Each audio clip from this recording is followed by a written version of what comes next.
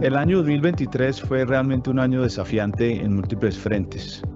Tuvimos muy altas tasas de interés, una inflación casi récord, tuvimos un escenario geopolítico bastante complejo y sin duda pues Colombia y Terpel no fue la excepción. Desde el punto de vista de efectos para la compañía, logramos también resultados positivos. Por ejemplo, en nuestro negocio central, el de estaciones de servicio, logramos mantener nuestra participación de mercado. En el negocio de lubricantes aumentamos varios puntos en la participación de mercado. Logramos, por ejemplo, mitigar la situación tan difícil que vivió en nuestro negocio de aviación a comienzos de año con la salida del mercado de 2 aerolíneas de bajo costo. ¿Gracias a qué? Gracias a un control exhaustivo de gastos y a una resiliencia importante en otros segmentos de negocio que tenemos. Bueno, gracias a esa resiliencia, trabajo en equipo y pasión de toda la fuerza comercial y de todos los empleados de Terpel, logramos un volumen consolidado de 3.200 millones en ventas. El EBITDA creció un 12%, 1.6 billones alcanzó. De ahí el 67% se generó en Colombia y el 33% en los otros países donde tenemos operación. Muy importante y a resaltar el desempeño del negocio de lubricantes en todos los países. Asimismo, la recuperación del gas natural vehicular que vuelve a tomar relevancia en Colombia. En Perú, nuestro negocio mayorista de combustibles creció un 34% y en Panamá, a pesar de un entorno complejo desde el punto de vista sociopolítico y económico, el negocio de combustibles creció un 4% y el de lubricantes un 9%. En República Dominicana alcanzamos un récord histórico de 61 millones de galones en ventas. Logramos abrir 11 estaciones de servicio propias en Colombia y 5 en Panamá. Adicionalmente, cerramos el año con un nivel de apalancamiento de 2.3 veces EBITDA. En nuestros servicios de conveniencia, trajimos la franquicia de Pizza Sbarro de Nueva York. Ya habilitamos 14 puntos que están operando en las tiendas Al Toque en Colombia y 5 puntos en nuestras tiendas de conveniencia Vaivén en Panamá. Nuestro programa de lealtad Vive Terpel, que es la columna vertebral del servicio a nuestros clientes, alcanzó 2.8 millones de usuarios registrados. Adicionalmente, inauguramos el nuevo laboratorio de combustibles en nuestro Centro de Tecnología e Innovación a las afueras de Bogotá.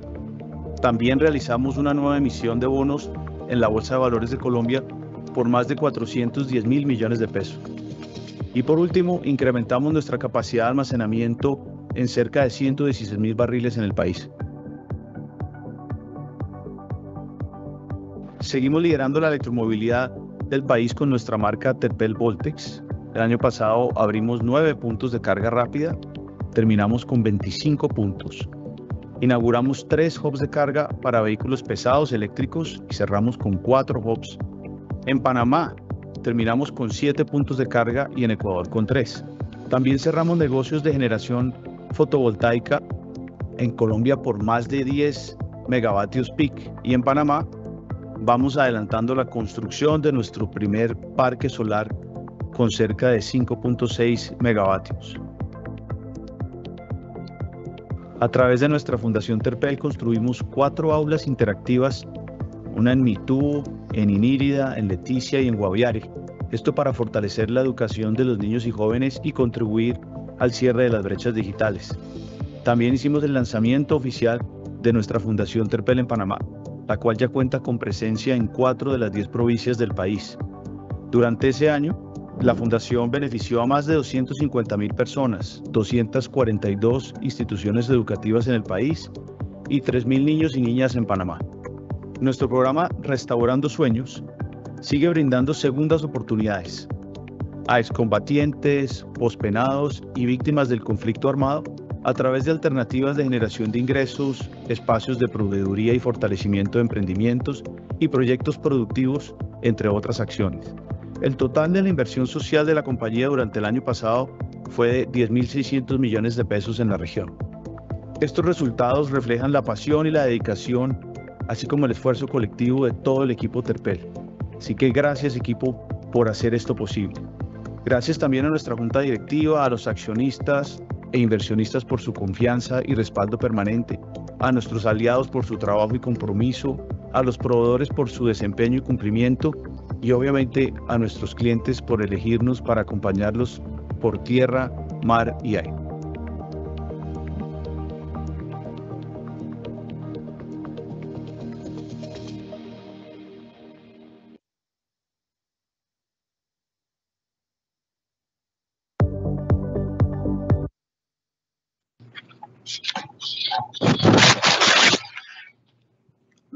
Hola, buenos días a todos y bienvenidos a nuestra presentación.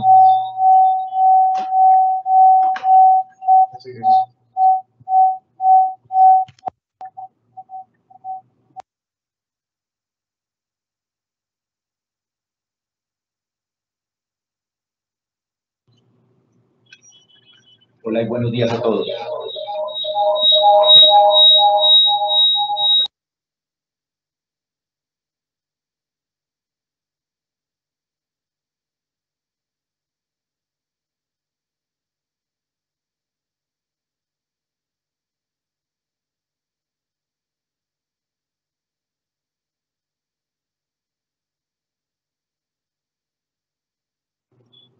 Hola.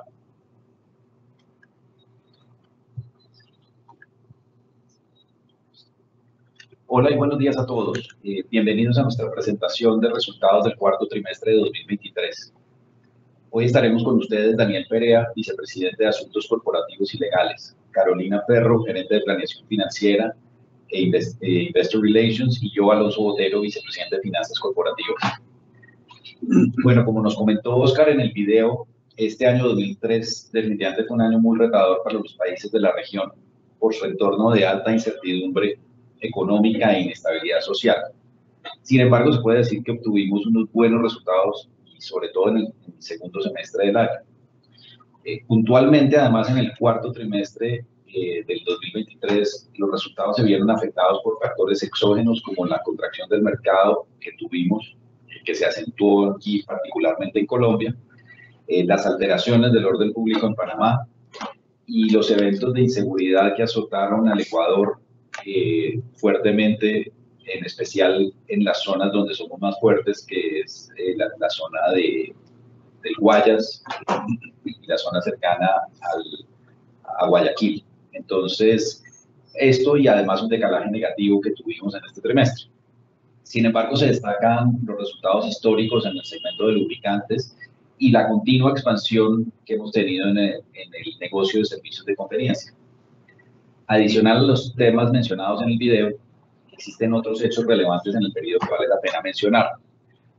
Primero, Terpel ocupó el puesto número 25 en el ranking Merco de empresas y líderes del 2023, y esto nos sitúa entre las empresas con mejor reputación en el sector.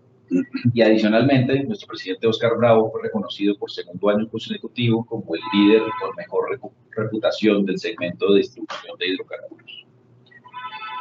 De los 19 puntos de esbarro que mencionaba Oscar que teníamos al cierre de 2023 en Colombia y en Panamá, 7 fueron abiertos en ese último trimestre del año. Y eso es parte ya de la estrategia para ampliar nuestro portafolio de productos en las tiendas de conveniencia y consolidarnos como una marca preferida. Y lo hicimos luego de ese primer mercado de prueba o de estos primeros puntos en los que fuimos muy exitosos y vimos que había un potencial grande que podíamos capitalizar complementando nuestra oferta de servicios. Terpel Voltex cerró una alianza con Volvo en Colombia para promover el uso de autos eléctricos en el país, y de esta forma se busca dar mayores beneficios a los usuarios a lo largo de nuestra red de carga a nivel nacional para construir un futuro más sostenible y eficiente, y consolidando lo que hemos sido como pioneros en este tema de la electromovilidad en Colombia. Y por último, también está el tema del laboratorio de lubricantes Smart Lab en Perú, que obtuvo la acreditación del organismo de acreditación de Estados Unidos, que se llama por sus siglas ANAB, bajo la norma ISO y bajo la norma IEC. Este logro reconoce el esfuerzo para brindar siempre la más alta calidad en el mercado, que es uno de nuestros objetivos en todos los negocios en que participamos, y donde en la parte de lubricantes, además con la vigilancia o con la alianza que tenemos con Móvil, pues tiene una relevancia enorme, porque somos conscientes y somos de tener siempre el mejor producto en el mercado. Ahora, después de estos otros hechos relevantes adicionales, continuaremos con una actualización en los temas de sostenibilidad, donde también hay bastante que contarles, para lo cual le doy la palabra a Daniel Perea. Adelante, Daniel. Alonso, muchas gracias. Muy buenos días a todos. Vamos a empezar con los temas que usualmente los actualizamos: relacionamiento con grupos de interés, gestión de los asuntos de sostenibilidad en cifras y, por último, avance en los asuntos materiales. Entonces, empezando con el primer tema, queremos contarles que fuimos reconocidos por el Dow Jones como una de las compañías más sostenibles del mundo. Fuimos incluidos en el Anuario de Sostenibilidad del Dow Jones, que es una de las publicaciones más relevantes en el mundo sobre estos temas. Esto es un reconocimiento que nos llena de orgullo. Somos una de las 16 compañías más sostenibles del mundo en retail. Somos una de las 19 compañías en Colombia, solamente 19 compañías en Colombia que hacen parte de esta publicación, y somos la única que está, digamos, relacionada con el sector de distribución de combustibles en Colombia. Pero además de orgullo, nos produce mucho compromiso y mucha responsabilidad, en la medida en que desde nuestro rol privado, como una empresa privada, pues buscamos generar impactos y transformaciones sociales, por una parte. Por la otra, compromiso porque asumimos los retos que el planeta nos plantea, y por último, porque somos y queremos seguir siendo una inversión segura para nuestros accionistas e inversionistas. Y por último, esto es un reconocimiento que genera mucho agradecimiento con todos nuestros grupos de interés, con nuestros aliados, por su arduo trabajo para llevar a cabo nuestra propuesta de valor al mercado, con nuestros accionistas, con ustedes, nuestros inversionistas, por supuesto con nuestra junta directiva, que es de donde emerge esta convicción de generar impactos sociales, ambientales y desde el punto de vista de gobierno corporativo, y por supuesto también que con nuestros empleados, que están todos absolutamente comprometidos con esto. Esto no es un tema de una vicepresidencia, esto es la apuesta colectiva de toda una organización, y por eso también agradecimiento para ellos. En el slide ustedes pueden ver un poco, y no voy a entrar en el detalle de los puntajes y demás, pero en todas las dimensiones tuvimos un desempeño relevante que nos llevó a estar dentro de las mejores compañías o las más sostenibles del mundo en estos temas. En relación con el segundo punto que les queríamos actualizar hoy sobre las cifras en términos de asuntos relacionados con sostenibilidad, empiezo por mencionar que en los temas ambientales y un poco en desarrollo de ese compromiso con la reducción de emisiones y con la promoción de prácticas sostenibles, compensamos 2.091.700 toneladas de bonos de carbono.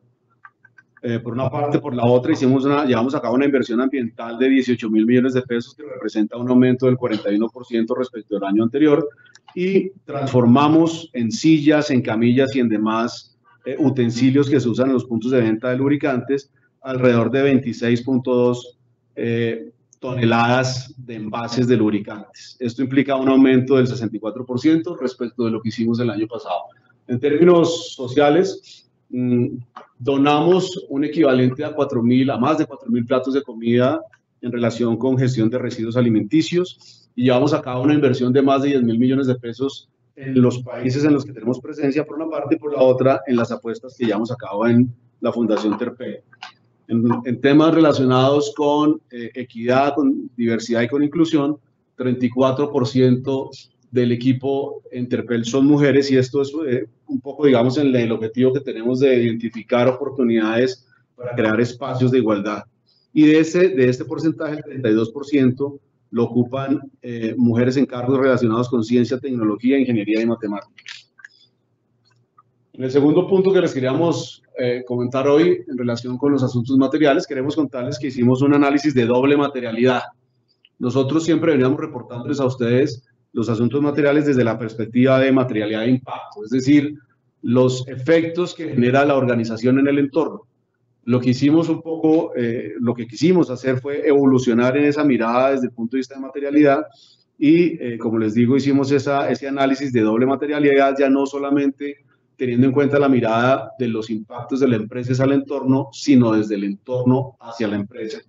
Y esto era bien importante, no solamente porque los asuntos materiales constituyen la base de nuestro modelo de sostenibilidad, sino porque nos ayuda a entender y a cuantificar los riesgos y las oportunidades que tenemos por una parte y por la otra, porque integra la visión financiera del negocio a la estrategia de sostenibilidad. No voy a entrar en el detalle, basta simplemente mencionar que hicimos este análisis de doble materialidad, producto del cual, como ustedes ven en el siguiente slide, se enuncian los 9 asuntos materiales que a partir del momento les empezaremos a reportar y que constituyen la base de nuestro modelo de sostenibilidad. No voy a detenerme en cada uno de ellos, ustedes los ven ahí enunciados y los tienen en la presentación.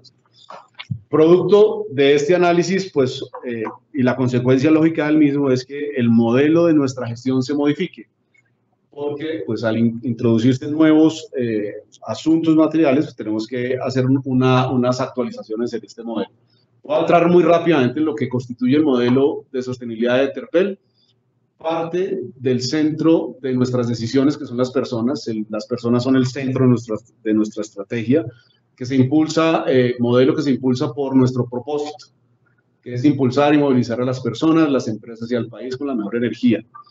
Este propósito y las personas se engranan con los 3 vértices de nuestra estrategia competitiva: infraestructura, servicio y precio, lo que a su vez es abrazado por las 3 dimensiones de la sostenibilidad: lo ambiental, lo social y lo económico y de gobierno, lo que a su vez se articula con estos 9 asuntos materiales que les comentaba, de los cuales 2 están asociados a lo ambiental, 3 a lo social y 4 a los asuntos de gobierno, lo que a su vez se articula con los objetivos de desarrollo sostenible, que son esas apuestas grandes que tiene la humanidad y en las que nosotros contribuimos y a las que nosotros coadyuvamos.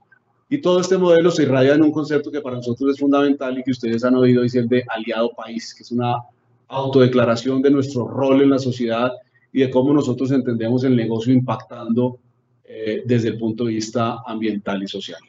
Este entonces es el modelo que nosotros gestionamos con los nuevos asuntos materiales, los que a partir de ahora empezamos a reportarles.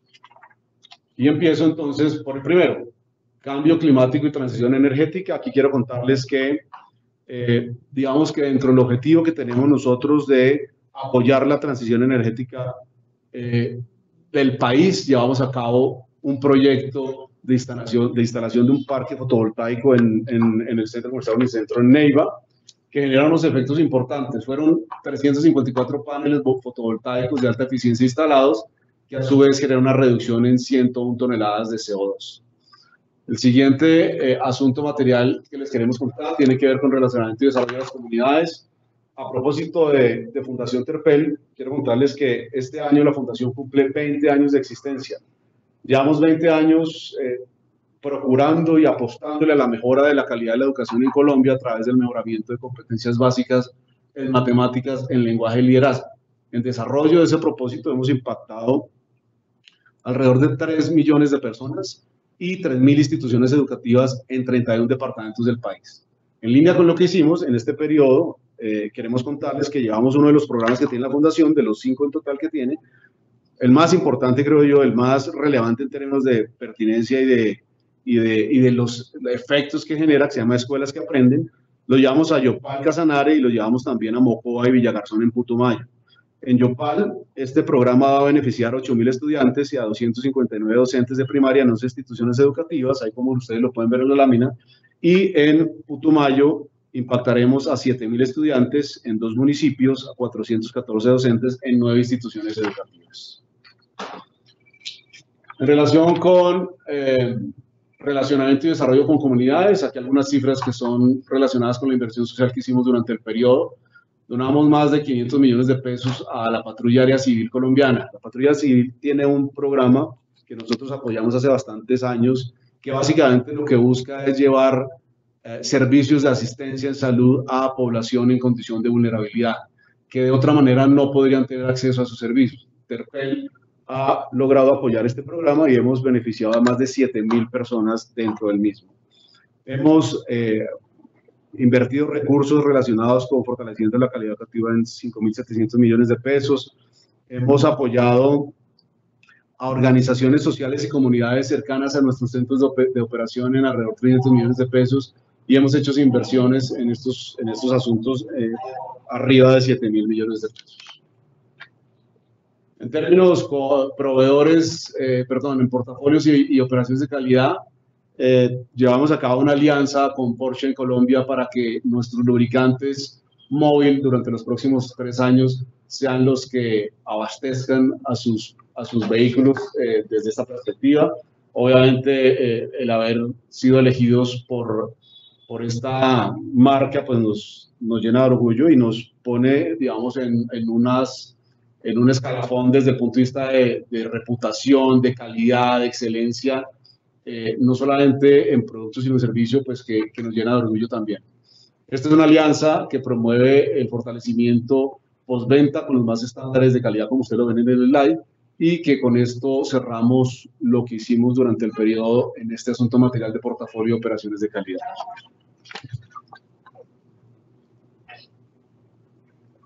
De esta manera cubrimos los frentes relacionados con lo que hemos hecho desde el punto de vista de gestión sostenible, por lo cual le doy paso entonces a Alonso para que nos siga contando detalles de los resultados del trimestre, desde su perspectiva por cada negocio.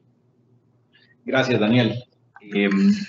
Muchas gracias por contarnos sobre los avances que hemos tenido en cuanto a los asuntos de sostenibilidad, los cuales sabemos que son fundamentales para el desarrollo tanto de nuestra estrategia competitiva como de la estrategia corporativa.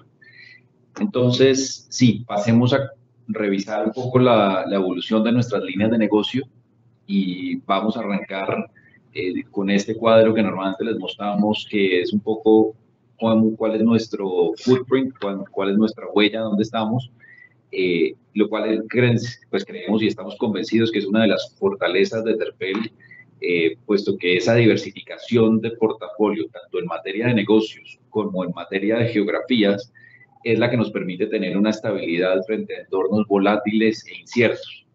Es aplicar básicamente la teoría del portafolio y eso disminuye un poco la volatilidad del agregado.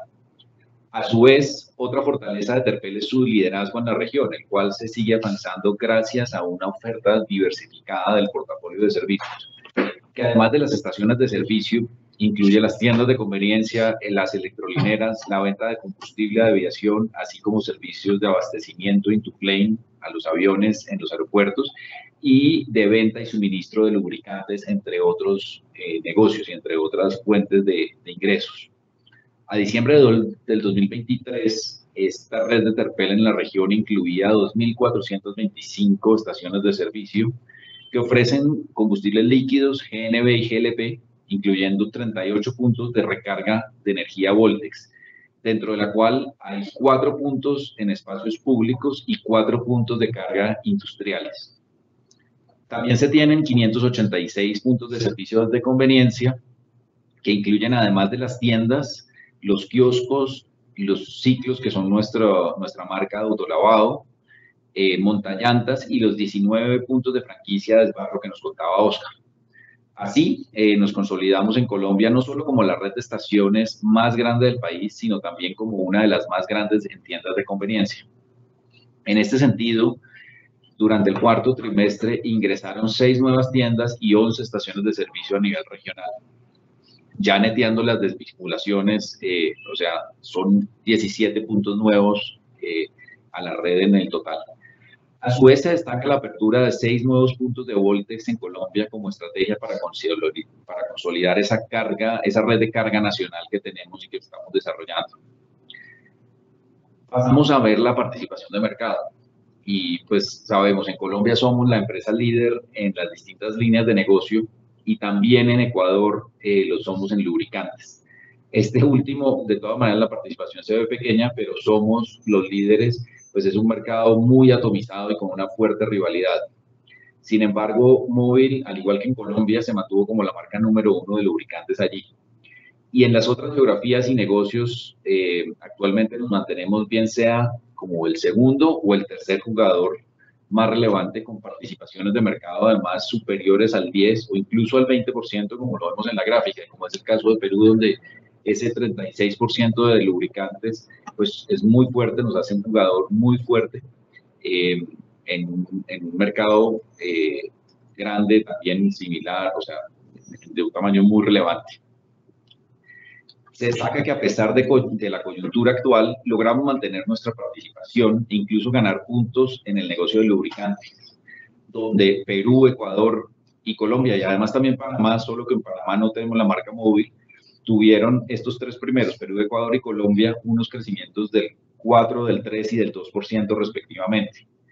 Eso ratifica que pues nos muestra esa fortaleza de esa propuesta de valor y también además la resiliencia que nos caracteriza, pues es en un escenario, un entorno competitivo muy fuerte, y ese ganar participación en unos entornos de mercado tan difíciles nos da la confianza para seguir trabajando muy fuertemente para alcanzar estas metas muy ambiciosas que nos hemos trazado a largo plazo y que además las tenemos en nuestro 2024 hacia alcanzar.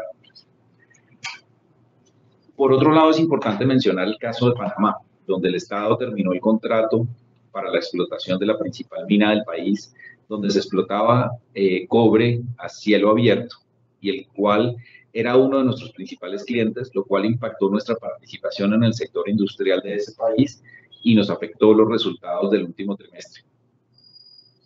Adentrándonos en los resultados consolidados del trimestre, les recordamos que todas las variaciones mencionadas a lo largo de la presentación vamos a comparar el corte al cuarto trimestre del 2023 con el corte al cuarto trimestre de 2022. Y adicionalmente, como lo hemos venido comentando a lo largo de todos los resultados de 2023, cuando hablamos de EBITDA, estamos excluyendo el impacto de la adopción de la norma NIF 15, la cual nos exigió reclasificar la amortización de los activos derivados de la relación contractual con terceros como un menor ingreso. Y estos son los desembolsos en efectivo que hacemos para nuestras estaciones afiliadas, para los clientes industriales y para distribuidores, en el caso de lubricantes. Y son esos desembolsos que hacemos para que estos clientes cuenten con el capital de trabajo necesario para operar o para mejorar o para modernizar equipos y edificaciones. Entonces, bajo las normas NIF, estos se consideran como una prestación, una contraprestación pagadera a un cliente y por lo tanto un menor ingreso, y eso difiere como veníamos haciendo el tratamiento contable. Es por esta razón, y para que lo tengan presente, que hacemos referencia a un EBITDA ajustado por NIF 15, y durante este año de transición que estaremos culminando con esta presentación, este es el punto de referencia que nos permite tener una comparabilidad de las cifras entre los años. Pasando al volumen, a ver los resultados trimestrales consolidados, vemos que en volumen vendimos 799 millones de galones en el trimestre, lo cual representa un decrecimiento de 30 millones de galones frente al mismo periodo anterior. Esto se explica por una disminución en las ventas en la mayoría de países debido a esa contracción de mercados de combustibles que hablábamos anteriormente. Sin embargo, se destaca el crecimiento en Perú, donde el desarrollo del negocio mayorista con el cual vendemos estaciones de servicio blancas, es decir, que no tienen una bandera como Terpel o como la de algunos de nuestros competidores, ha permitido repuntar. Y también a República Dominicana. Y estas dos operaciones aportaron, la primera, la de Perú, 6 millones, y la de República Dominicana, 1 millón de galones adicionales. En cuanto al EBITDA, este se ubicó en 406 mil millones de pesos y creció un 21%. Este resultado estuvo por encima del promedio de los últimos años y se vio favorecido por el resultado de lubricantes a nivel regional y también por el control de gastos que hemos ejercido durante el año. Sin embargo, la cifra estuvo acotada por la contracción del mercado de combustibles, de la que ya hemos venido hablando, también por las afectaciones del orden público tanto en Panamá como en Ecuador y por el efecto del decalaje causado por la disminución de los precios de combustibles a precios internacionales. Otro aspecto a destacar es que nuestras filiales del exterior aportaron un 4% más al EBITDA consolidado de lo que le hacían antes. Entonces, frente al mismo trimestre del año anterior, llegaron a representar cerca de 28%, como lo podemos ver en la gráfica de los anillos, donde Colombia lo vemos con el 72% y el resto del otro 28% restante está repartido entre las otras 4 geografías. Esto evidencia la estrategia de consolidación de un portafolio diversificado tanto de negocios como de geografías, que lo que les decía es una de nuestras fortalezas y es algo que consideramos nos ayuda a mantener un sano equilibrio en el desarrollo de nuestro negocio. Pasamos entonces a ver al detalle del volumen consolidado por líneas de negocio. Y ahí podemos ver un aumento en el segmento de lubricantes del 2% con respecto al año anterior, lo cual es relevante teniendo en cuenta la contracción que ha tenido este mercado.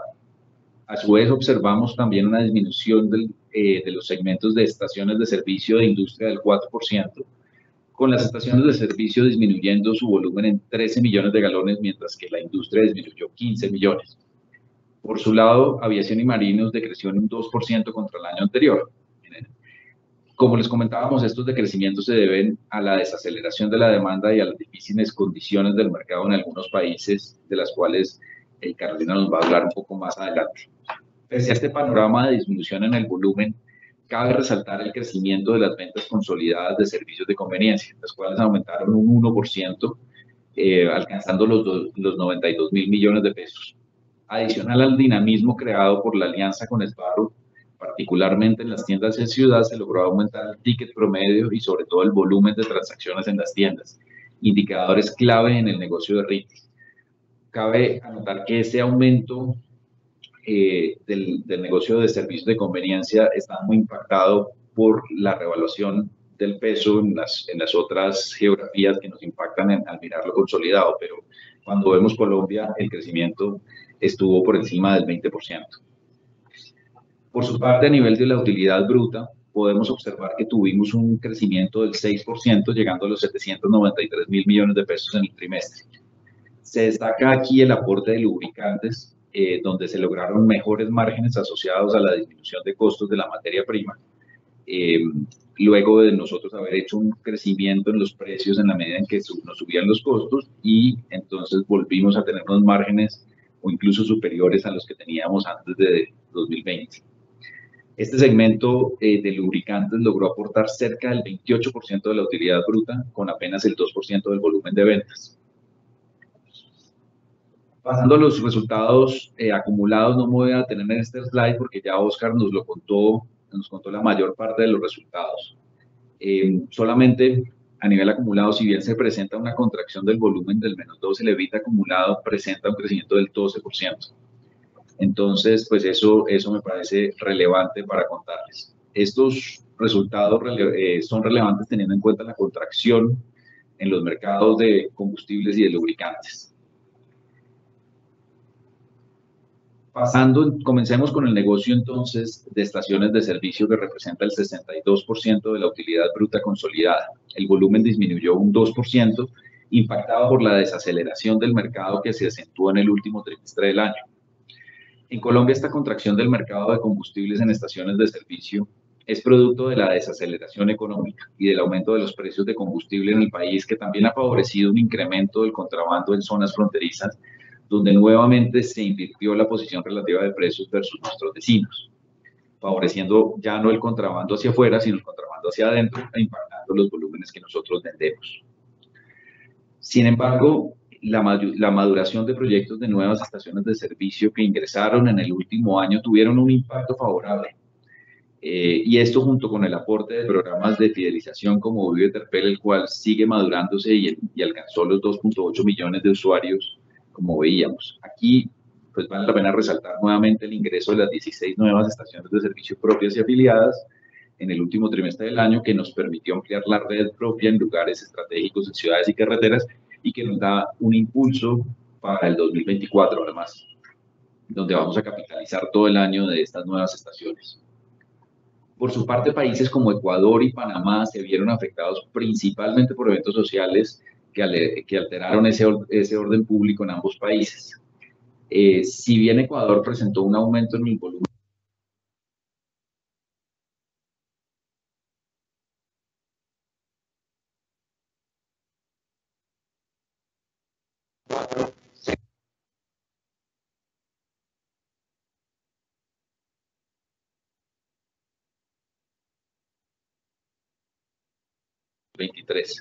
estas protestas generaron bloqueos viales y restringieron la libre circulación de las personas por más de un mes. Y esto afectó pues el consumo de combustible, obviamente, en las principales ciudades de Panamá, y además redujo la movilización por las carreteras del país, y nosotros somos particularmente fuertes en tener una extensa cobertura de nuestra red de estaciones de servicio en estas carreteras que conectan a todo el país, digamos, ese país horizontal que vemos en el mapa, lo conectamos muy bien desde el punto de vista de las carreteras que tuvieron unos bloqueos importantes. Se destaca el comportamiento que tuvimos en Perú, que alcanzó nuevos máximos en el trimestre, gracias al aprovechamiento de la obtención de la licencia como distribuidor mayorista. Esto, pues, básicamente nos ha permitido ser mucho más competitivos en precio y llegar a un mayor número de estaciones de servicio blancas e incluso a pequeñas industrias. A pesar de que el volumen presentó una reducción por los factores, pues, que acabamos de mencionar, la utilidad bruta creció un 13%, que equivale a 57.000 millones de pesos adicionales. Y aquí se destaca que salvo Ecuador y Panamá, los demás países crecieron. Este resultado se explica principalmente por los mejores márgenes en Colombia, por el incremento del margen mayorista y por los beneficios que hemos tenido en la gestión logística, como es la importación de alcohol carburante que hemos venido activando, aprovechando algunos diferenciales que podemos capturar, y la neutralización de emisiones con bonos de carbono, que era algo que antes no hacíamos. También impacta positivamente el crecimiento del segmento de GNB, y este tuvo un crecimiento del 85% con respecto al año anterior. ¿Y esto por qué se da? Porque el ahorro percibido por los usuarios aumentó fuertemente frente al uso de la gasolina, en la medida en que la gasolina pues subió tanto de precio durante el año pasado.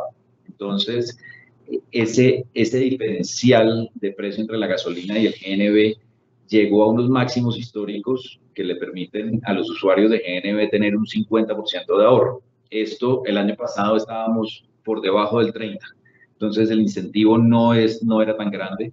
Hemos visto que el punto donde comienza como a reactivarse el GNB es cuando esos ahorros están alrededor del 35 al 40%.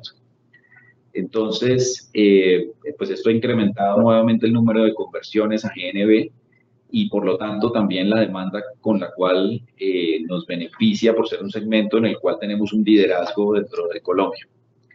Asimismo, este crecimiento en el precio de la gasolina generó un decalaje, impactando positivamente la utilidad. En cambio, en Panamá, si bien los márgenes comerciales son superiores al año anterior, se presentó un decalaje negativo por el comportamiento de los precios internacionales de combustible. Y también es importante tener en cuenta que en Colombia los márgenes están regulados por el gobierno, y considerando el impacto de la economía, no aumentó los precios después de la pandemia, a diferencia de lo que sí sucedió en el resto del mundo cuando se dio la reactivación económica. Ese rezago de los precios de la gasolina en Colombia generó un déficit fiscal en el que el gobierno responsablemente ha estado trabajando para ponerse al día. En cambio, en el resto de los países de la región los precios ya estaban a niveles más altos y, a diferencia de Colombia, han comenzado a disminuir. En ese sentido, vamos un poco en contravía de los demás países. Aún nos faltaría, digamos, hacer el ajuste del diésel, que obviamente pues hay unas connotaciones adicionales. Y si recordamos, nosotros realmente que el precio sea más alto o más bajo, directamente no tiene un impacto en el PIG, salvo en el momento en que se da el cambio, porque nosotros lo que vemos es un margen mayorista, que es el que nos genera a nosotros los ingresos. Pasando a industria, en este segmento que representa un 3% de la utilidad bruta consolidada, el segmento tuvo un decrecimiento en el volumen consolidado del 17%. Esto debido a una disminución en las ventas en todos los países, excepto en Perú, donde pues ya sabemos que tenemos la licencia mayorista que hemos aprovechado. La desaceleración económica generalizada en la región ha impactado particularmente a algunos sectores que atendemos en los países donde operamos. Y además, tristemente ha sido un poco más fuerte, afectando a esos sectores donde nosotros somos particularmente fuertes. Por ejemplo, en el caso de Ecuador, el sector de la construcción se ha visto altamente impactado, y esto ha llevado a que las cementeras ejecuten cierres temporales para el mantenimiento de sus plantas, dada la baja demanda. Las cementeras del país son importantes clientes que han reducido el volumen de combustible, entonces, para nosotros. A esto les debemos sumar el efecto que ha generado el desmonte del subsidio del sector camaronero en Ecuador, el cual alberga a nuestros principales clientes de industria. Por su lado, en Colombia, la dinámica de la desaceleración económica afecta principalmente a sectores de la construcción y de hidrocarburos, principalmente el petróleo, en los cuales Terpel es particularmente fuerte también. Este trimestre tenemos que resaltar la dura coyuntura que afectó a Panamá, de la que hablamos tangencialmente, la cual generó una disminución en el volumen del 29%, principalmente por esa terminación del contrato de explotación minera por parte del gobierno a nuestro principal cliente, que era Minera Panamá. Adicionalmente, se debe contemplar el impacto de la desaceleración del sector de la construcción también en Panamá y las limitaciones en el transporte producto de las protestas que hubo en el país. Entonces se juntaron muchos factores que la verdad afectaron a este segmento que es bien importante para nosotros. En cambio, en Perú, el crecimiento del volumen, pues sí es el resultado de esa licencia mayorista que ahora nos permite ser mucho más competitivos en este segmento.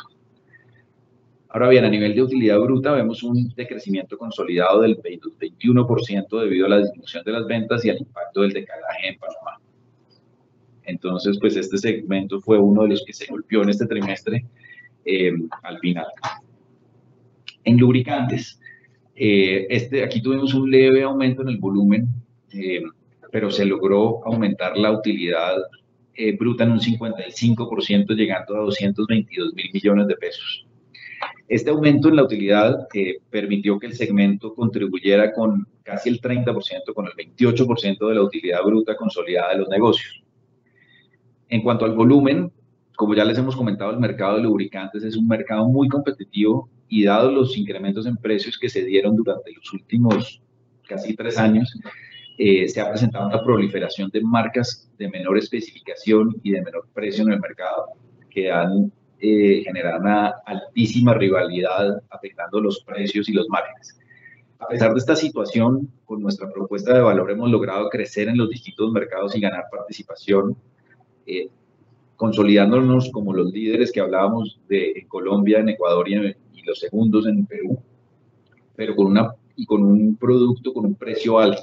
Entonces, pues eso habla muy bien de esa relación calidad-precio que el consumidor nota y que si bien es difícil en ese entorno de mayor rivalidad en precio, pues ha logrado trascender.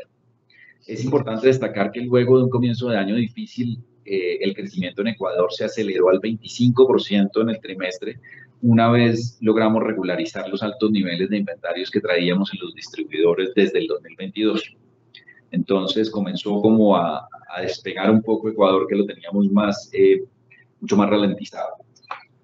A pesar de este leve crecimiento en el volumen consolidado, vemos un importante incremento en la utilidad bruta, el 55% que hablábamos, que representa alrededor de 79.000 millones de pesos adicionales contra el periodo anterior. Esto se debe principalmente a que luego de 2 años de una ininterrumpida escalada de costos internacionales de la materia prima por las disrupciones que hubo en la cadena de abastecimiento a raíz de la pandemia, desde comienzos del año 2023 los costos se estabilizaron e incluso comenzaron a disminuir, con lo cual el esfuerzo en recuperar los márgenes liderando el aumento de precios se concretó y lo pudimos capitalizar. Adicionalmente en Colombia, pues tuvimos también un viento de cola adicional y es que se presentó la revaluación de la tasa de cambio con respecto a la de cierre y al último trimestre del 2022, lo cual también contribuyó a mejorar mucho los costos, dado el alto componente importado que tiene las bases de lubricantes. Vale la pena mencionar que al final de este trimestre comenzamos a enfrentar dificultades en el abastecimiento a Perú y a Ecuador debido a que la temporada de sequía en el canal de Panamá afectó el paso de buques y por lo tanto el suministro de las bases que son la materia prima principal para la fabricación de los lubricantes. Por lo tanto, esto nos ha obligado a ajustar las rutas de importación y a exportar desde Colombia buscando mantener el suministro y minimizar los impactos en costo en estos países. Hay un sobrecosto, pero pues estamos viendo activamente cómo disminuir tanto los costos de fletes como ver con qué volúmenes cómo podemos traspasar algunos de los ahorros que estamos pudiendo tener a que se minimice el impacto en la competitividad en Ecuador y en Perú. Pasando ahorita al negocio de aviación y de marinos, en el trimestre estos segmentos tuvieron una contracción del volumen del 2%.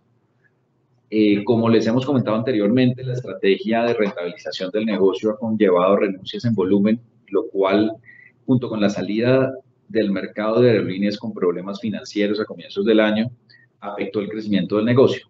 Sin embargo, en República Dominicana las ventas crecieron en el periodo y llegamos a resultados históricos en el año, como vimos en el video.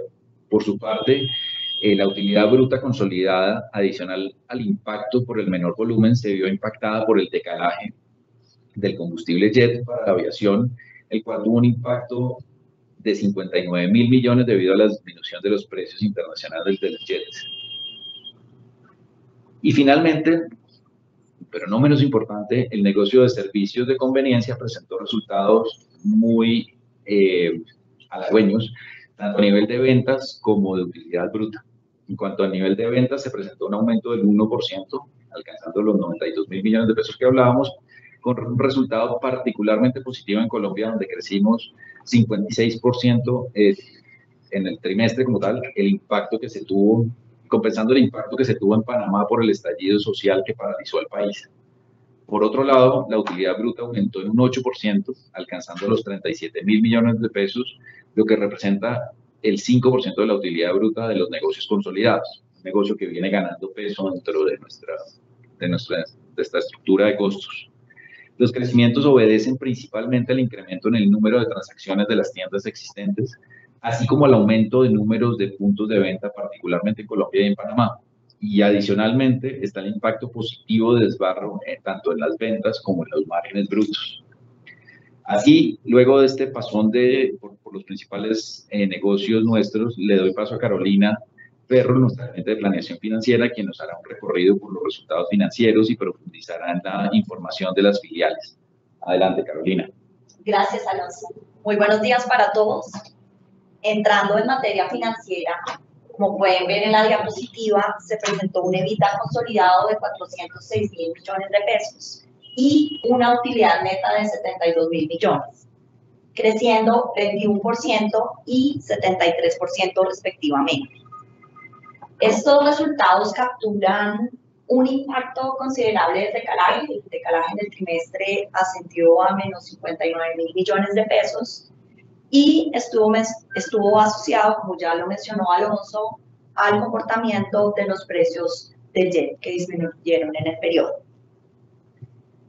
En la gráfica inferior derecha pueden ver el comportamiento de la evolución del EBITDA y de la utilidad neta trimestral, y podemos ver cómo, a pesar del impacto del EBITDA negativo en el periodo, los resultados del trimestre se encuentran dentro del promedio trimestral del último año. Asimismo, si eliminamos el impacto del EBITDA, podemos ver que este hubiera crecido un 37% y la utilidad neta se hubiera triplicado en el periodo frente al mismo trimestre del año anterior. Asimismo,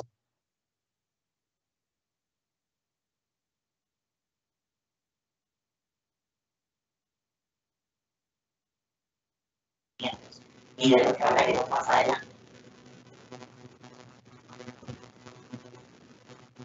En este slide me quiero concentrar en el comportamiento del EBITDA. Oscar lo mencionó en el video. El EBITDA acumulado alcanzó los 1.6 millones de pesos y esto equivale a un crecimiento del 12% frente al mismo periodo del año anterior. Si no contemplamos el efecto del decalaje, el crecimiento del EBITDA, como vemos en la misma diapositiva, había sido del 24%. Esto equivale a un crecimiento de cerca de 315.000 millones. Y esta cifra es bien relevante teniendo en cuenta que el año pasado tuvimos un impacto negativo por cuenta de la producción de cartera de Miga Colombia, que ascendió a los menos 58.000 millones.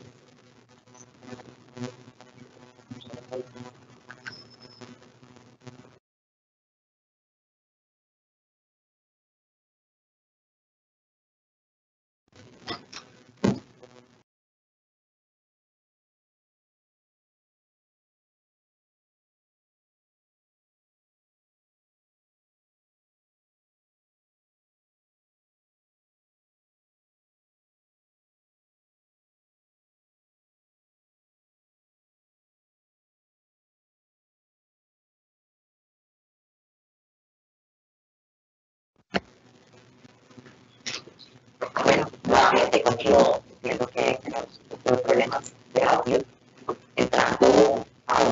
resultados a nivel de cada uno de los países y comenzando por los resultados de Colombia, la cual tiene una participación del 72% del EBITDA consolidado del trimestre y que, como ya lo mencionó Alonso, los resultados estuvieron apalancados por el desempeño de los segmentos de lubricantes y de INB.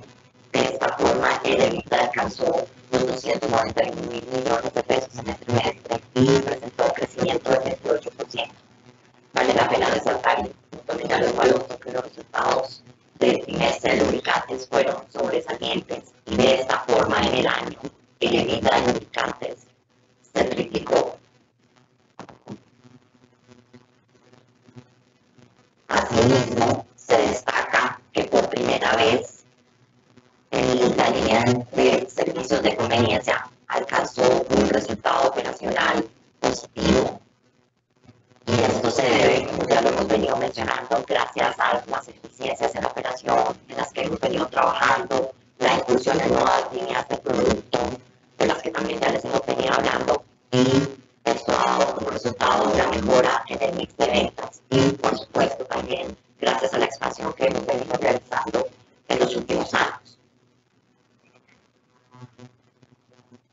Por su parte, el decalaje tuvo un impacto negativo de cerca de 39 mil millones de pesos en el país, siendo el impacto más relevante de decalaje en la región en el trimestre.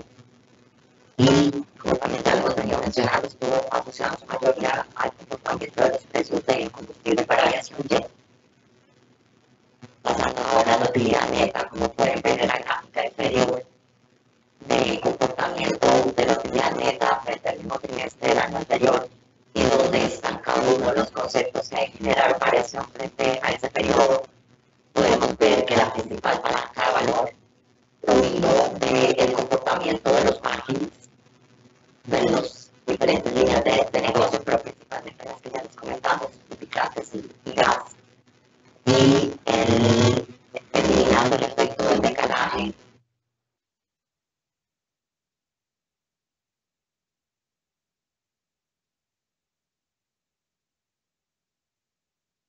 el rezago del incremento del IPC y de las tasas de interés. La buena noticia es que si lo comparamos con el mismo gasto financiero del mismo trimestre del año anterior, se presenta una reducción en el gasto financiero. Y esto se da por cuenta de la desaceleración de la inflación.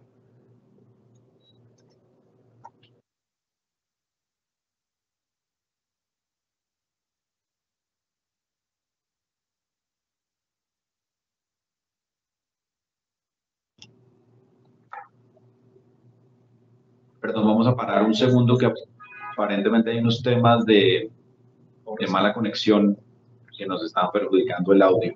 Entonces, estamos revisando.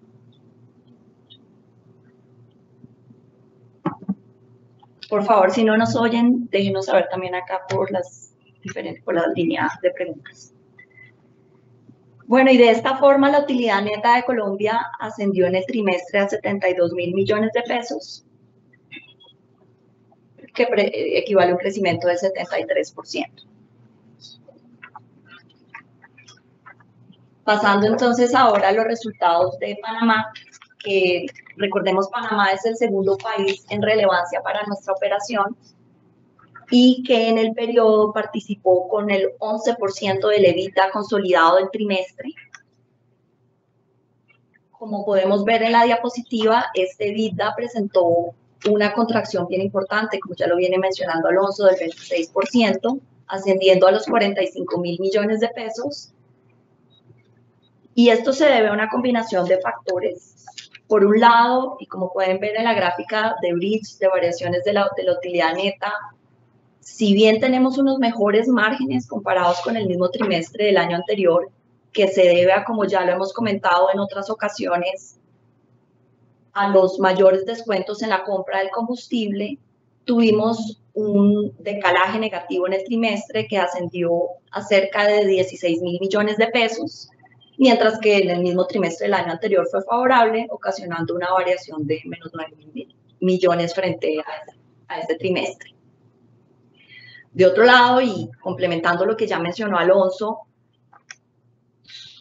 debido a la difícil situación de orden público que vivió el país en el trimestre, resultado del rechazo generalizado de la población a la renovación del contrato entre el Estado y Minera Panamá, que hace parte del grupo canadiense First Quantum, se presentó una oleada de manifestaciones y bloqueos que se extendieron por cerca de 36 días durante el país. Y esto pues lo paralizó por completo y por ende nuestra operación también resultó afectada. Nosotros estimamos que nuestros volúmenes durante este periodo se contrajeron en cerca de un 23%. Y también, como lo mencionó Alonso, nuestro principal cliente es esta mina dentro del segmento industrial, y si bien la mina continuó operando con restricciones en el trimestre mientras terminaba de sacar el inventario que tenía, la Corte Constitucional a finales de noviembre más o menos declaró inconstitucional el contrato y suspendió de forma indefinida la explotación de cobre en el país, lo cual va a tener unas repercusiones y está teniendo en el país, donde la producción y la exportación de esta mina de cobre ascendía a cerca del 5% de los ingresos del país, del PIB del país. Entonces, sin duda, Panamá ha estado y va a estar afectada durante este año por esa razón. ¿Qué nos va a pasar a nosotros? Bueno, este cliente consumía cerca de 30 millones de galones y generaba una EBITDA de $3 millones. Esto es algo menos del 5% de la EBITDA de la filial. Sin embargo, queremos contarles que para compensar esta afectación, hemos venido ejecutando un plan de identificación de volúmenes potenciales en diferentes sectores industriales que ha venido dando frutos. Sin embargo, reemplazar un cliente de esta magnitud es difícil y por tanto vamos a tener una afectación transitoria en los resultados de la filial. De otro lado, también es importante contarles que hemos realizado un esfuerzo grande de la mano del cliente para asegurar el pago de su cartera y que la exposición que tenemos en este momento es baja porque ya los volúmenes de este cliente ahora sí están en mínimo. Y también el cliente ha sido responsable y ha venido cumpliendo sus compromisos. De esta forma, la utilidad neta y el EBITDA del trimestre se contrajeron en un 2%.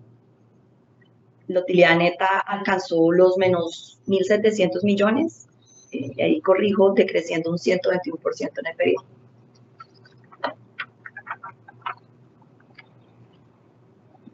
Pasando a los resultados de Perú, que en este trimestre tuvo unos resultados realmente sobresalientes, tanto a nivel de EBITDA como a nivel de utilidad neta, alcanzando el 14% del EBITDA consolidado del trimestre. Es decir, este mes superó a Panamá en su contribución.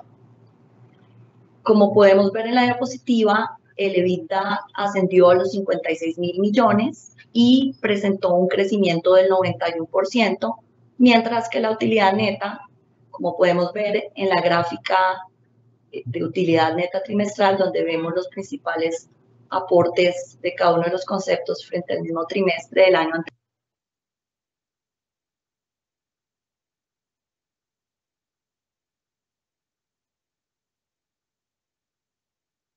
Este es un resultado histórico también en esta filial.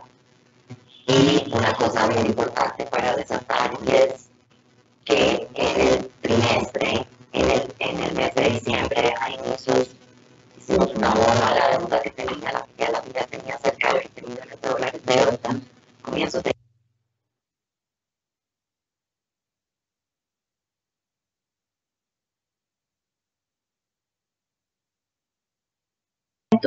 y alcanzó los 16.000 millones de pesos, creciendo un 181%.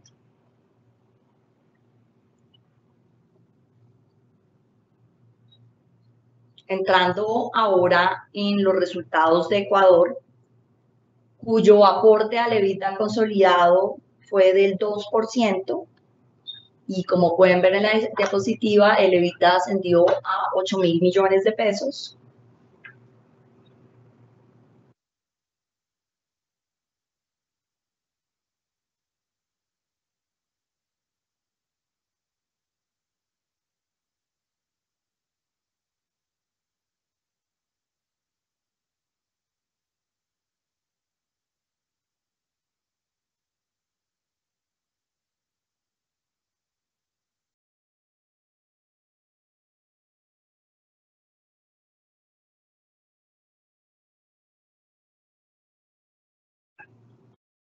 Bueno, me quiero disculpar nuevamente, estamos experimentando varios problemas de audio por el internet.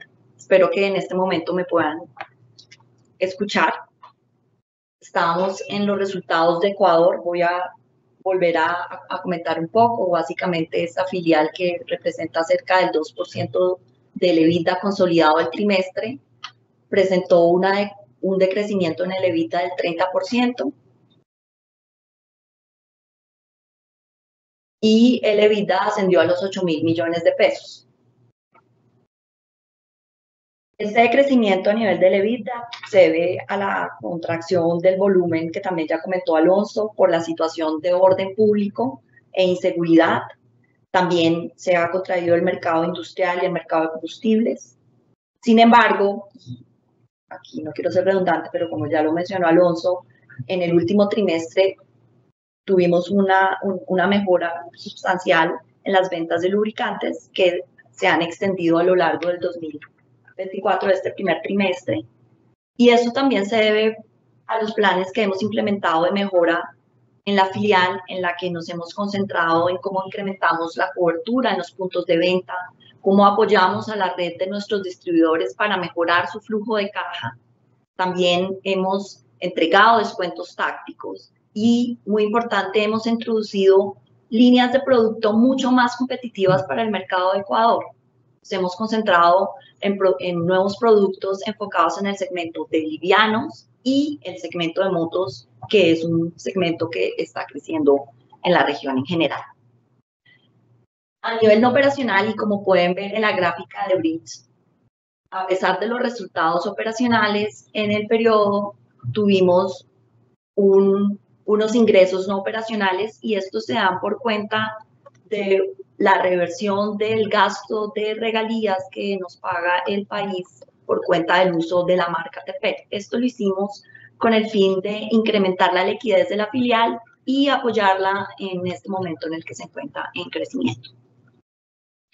Finalmente, en cuanto a República Dominicana, cuyo aporte al EBITDA consolidado es cercano al 1%, como también ya vimos cuando estuvimos hablando de volúmenes, tuvo un aumento en su venta de cerca del 8%, y esto estuvo asociado al incremento de frecuencias y rutas de las aerolíneas, yendo a rutas de mayor distancia, lo cual no estuvo acompañado por el desempeño de los márgenes, ya que, si recordamos, los márgenes en República Dominicana se encuentran regulados y denominados en pesos dominicanos. Y en este trimestre la tasa de cambio experimentó una devaluación, lo que impactó negativamente los márgenes en dólares,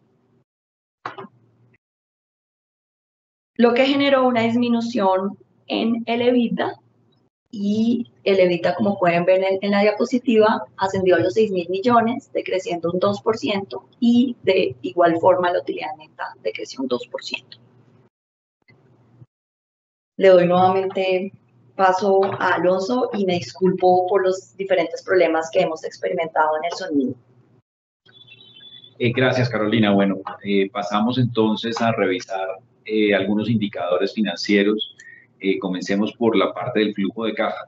El saldo de flujo de caja de la compañía en el 2023, a cierre de 2023, cerró en el punto máximo de lo que hemos tenido hasta ahora, y esto representa un crecimiento de 269.000 millones, un crecimiento del 42% frente al cierre de septiembre de 2023, y constituyen 916.000 millones de pesos. es pues la mayor generación trimestral de efectivo en el año y en los últimos años también. Entonces, aquí la principal fuente de generación de efectivo provino de los resultados operacionales de las distintas líneas de negocio.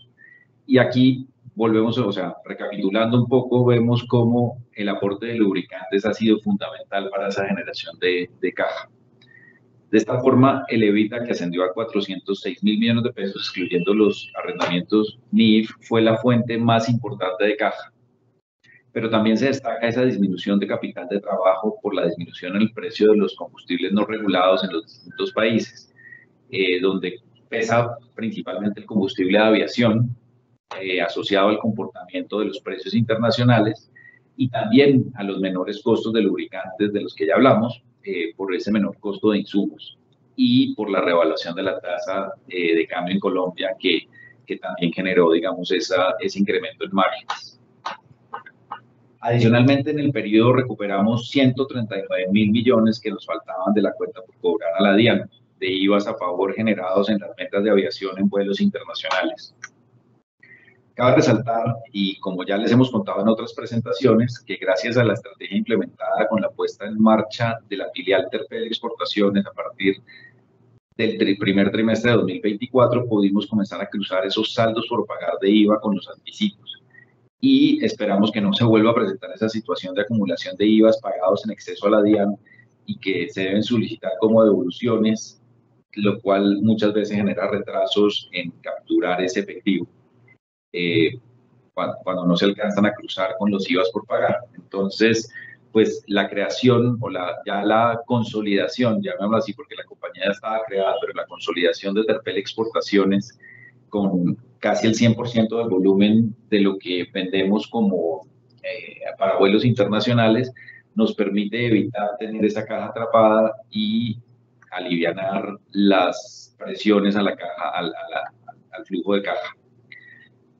Y bueno, por último, se destaca que en el trimestre no se tomó deuda adicional y en cambio se lograron prepagar obligaciones financieras por 80.000 millones de pesos en Perú, de las que hablamos. Y además, bueno, esa situación de caja positiva también nos está ayudando en Colombia. Vemos entonces que desde el punto de vista de deuda, las obligaciones financieras, excluyendo los arrendamientos financieros, cerraron en 3.4 billones de pesos en el trimestre. La mayoría de la deuda se concentra en Colombia, seguida por Panamá y por Ecuador. La deuda en Colombia corresponde en su mayoría además a deuda emitida en bonos, donde la gran mayoría también está atada a IPC, entonces pues tuvimos todo el impacto de los gastos financieros durante el año pasado, con el aumento del IPC, con el aumento de las tasas de interés. Esa deuda emitida en bonos además, pues ahí se destaca la última emisión por 418.000 millones de pesos que hicimos en julio, que nos contaba Oscar, nos lo recordaba en el video. De esa deuda actual, el 74% tiene vencimientos de largo plazo. Esto gracias al fondeo con bonos. Adicionalmente, es importante mencionar que el 52% de esa deuda está atada a IPC, lo cual corresponde básicamente a deuda de bonos, y solamente el 3% está en tasa fija, de acuerdo con nuestra estrategia de financiación, donde tenemos una buena correlación con el IPC en nuestros ingresos. Entonces, dada esa alta cobertura que tiene nuestra generación, y creo que lo hemos mencionado en el año pasado, pues eso se tiene una muy buena generación de caja respecto a esta variable. Entonces, dada esa correlación, nuestra estrategia de financiación se basa fundamentalmente hasta hoy en ese IPC. Esta composición de la deuda favorece la perspectiva del gasto financiero en la medida en que la inflación ya ha comenzado a ceder, posibilitando también la reducción en las tasas de interés, de la cual también nos hemos comenzado a beneficiar. Y aunque no hace parte de los resultados del periodo en los 2 primeros meses de 2024, les contamos que redujimos la deuda en Colombia y además mejoramos las condiciones de tasa de la deuda bancaria. Esto contribuirá seguramente, como lo vamos a ver, a los resultados de 2024, y yo creo que son buenas noticias que les podemos ir anticipando con base a los resultados de este año ya. Asimismo, para los vencimientos del 2024, estamos en permanente contacto con nuestra banca de inversión, sondeando el mercado para evaluar alternativas de emisión de bonos y ajuste de tasas para créditos actuales. De hecho, ya hicimos una renegociación de alguna de esa deuda y alargamos los vencimientos hasta el 2025. Por último, y desde el punto de vista de los indicadores financieros, y en línea con lo que les habíamos hablado, el indicador deuda-EBITDA volvió a bajar y se volvió a enmarcar en el rango objetivo, situándose en 2.3 veces. O sea, habíamos terminado el segundo trimestre, que fue difícil desde el punto de vista de resultados de EBITDA, y además donde todavía no se habían alivianado las presiones de caja. Habíamos vuelto a terminar en 3.1 y después de eso terminamos en 2.5 el tercer trimestre y en 2.3, como lo vemos en la gráfica, cerramos el año. Y esto ha seguido hacia abajo durante 2024.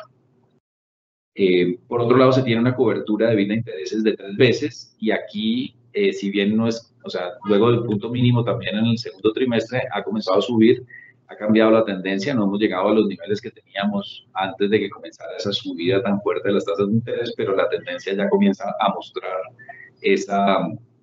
ese cambio en la tendencia. Asimismo, queremos resaltar los niveles de rentabilidad alcanzados en el periodo donde el ROIC se situó en cerca del 14% y el ROCE en niveles del 18%. Entonces, estos niveles no los habíamos visto sino desde antes de la pandemia, lo que nos muestra cómo, bueno, después de estos 3 años de tanta volatilidad del resultado de las inversiones y del control y la optimización de márgenes y de gastos, y la estrategia de diversificación de líneas de negocio ha contribuido a que se dé este aumento en estas distintas variables que nos miden cómo es el retorno sobre el capital invertido. Y por último, y no menos importante, les hablamos del CAPEX. En el trimestre se ejecutaron inversiones por 190.000 millones de pesos. Y entre los proyectos estratégicos en los que hemos invertido se destacan, primero que todo, las inversiones enfocadas en la expansión y mejoras en imagen de la red de estaciones de servicio y de tiendas, que busca incrementar la cobertura en carretera y tener nuevos puntos estratégicos en las ciudades, así como incrementar la cobertura de servicios de conveniencia a lo largo de nuestra red. En línea con este objetivo, en el trimestre se realizaron inversiones por más de 60.000 millones de pesos para dar apertura a nuevas estaciones de servicio y tiendas, y también a la expansión que hablamos de la pizzería Sbarra. De esta forma, en el año, las inversiones en expansión y mejoras ya suman cerca de 100, o llegaron en realidad a 176.000 millones de pesos. Adicionalmente, seguimos contribuyendo a la transición energética en la región y buscando así aumentar la disponibilidad de energías alternativas como lo son el GLP o el GNV para el transporte pesado, además, e incrementar los puntos de carga eléctrica, bien sea al interior de nuestras estaciones de servicio o en puntos públicos o de terceros. Y así, mediante la instalación de plantas solares en nuestras estaciones de servicio y centros productivos para el autoconsumo, también estamos ayudando a esa transición y a un consumo más eficiente del tema de hidrocarburos. Es así como en el trimestre se ejecutaron 15.000 millones de pesos para un total de 36.000 millones de pesos en el año en todos estos temas de transición energética. Por su parte, son muy relevantes, como lo hemos comentado desde hace unos 3 años, los proyectos de transformación digital, que como les hemos venido contando son un pilar fundamental para esa mejora de la experiencia física y digital del cliente en los puntos de venta y en los diferentes canales de interacción. En el trimestre se ejecutaron 12.000 millones de pesos por este concepto para un total de 33.000 millones de pesos en 2023.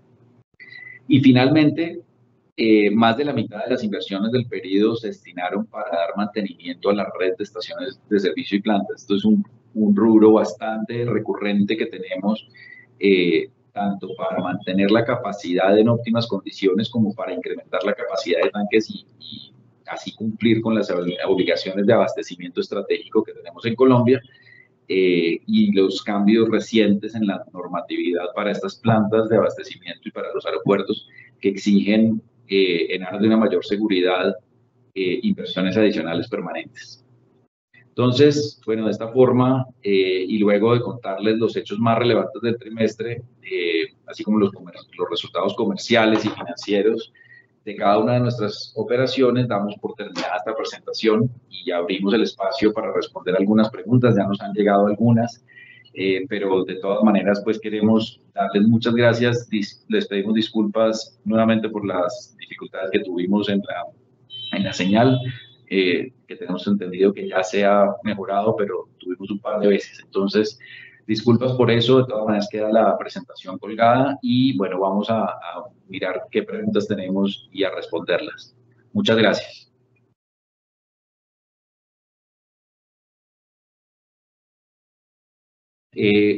Hola Julián, muchas gracias por las preguntas. La compañía, nos pregunta Julián Ausique, ¿la compañía tiene algún plan similar al planteado por otras compañías en términos de recompras de acciones, mayores dividendos, creadores de mercado para combatir la iliquidez de la acción y la subvaloración del activo?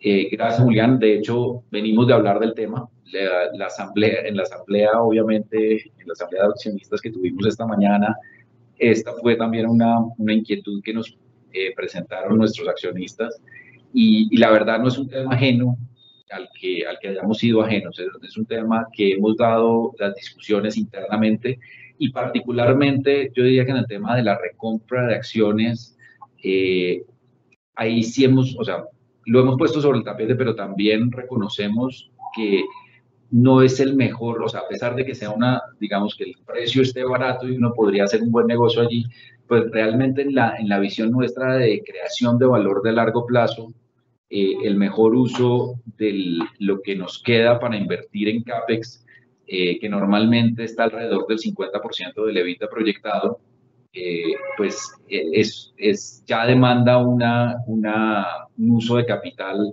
intensivo para mantenernos al día y además vislumbramos algunos proyectos muy importantes de cara a prepararnos a los cambios que se están dando en el sector petrolero en Colombia. Seguramente el día de mañana no vamos a poder autoabastecernos y comprar todo aquí y tenemos que tener esas posibilidades abiertas y eso va a demandar algunas inversiones grandes a futuro. Entonces, en este momento el mejor uso del capital que nos pueda quedar no sería la recompra de acciones, pero es algo que definitivamente miramos y miramos también lo de los formadores de liquidez o estos distintos temas, pero por ahora no hemos decidido, digamos, por lo menos en la compra de acciones.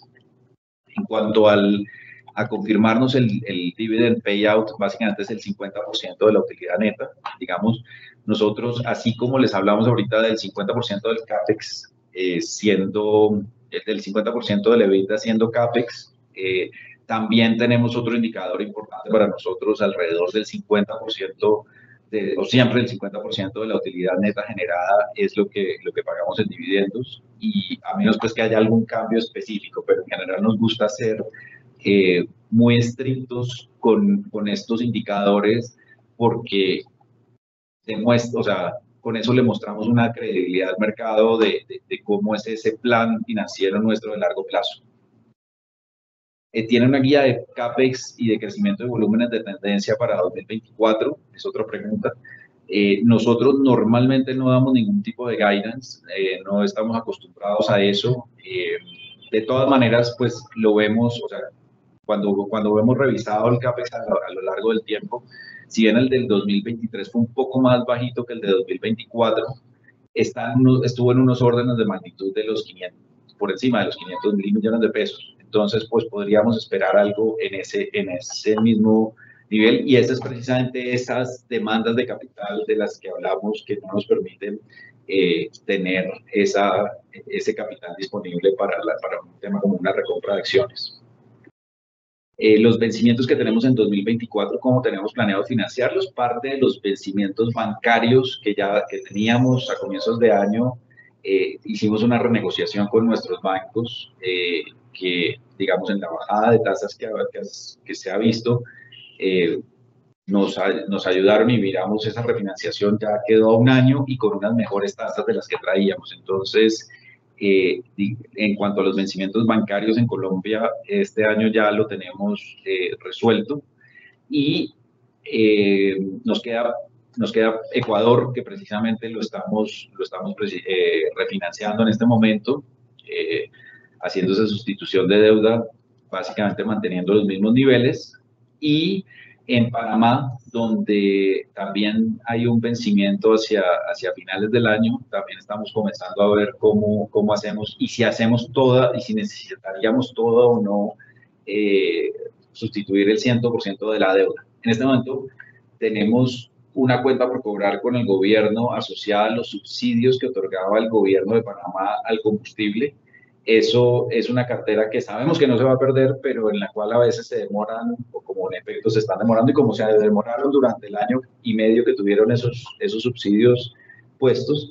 Entonces, ahí tenemos una cartera fuerte que el momento en que se destape, seguramente van a aparecer unos fondos que nos permitirían pensar en que la renovación de la deuda de Panamá no sea por el 100%, pero hasta que eso no se dé, no podríamos decir. De todas maneras, estamos en la conversación ya con los bancos internacionales y locales en Panamá, incluso desde aquí, para ver qué alternativas hay.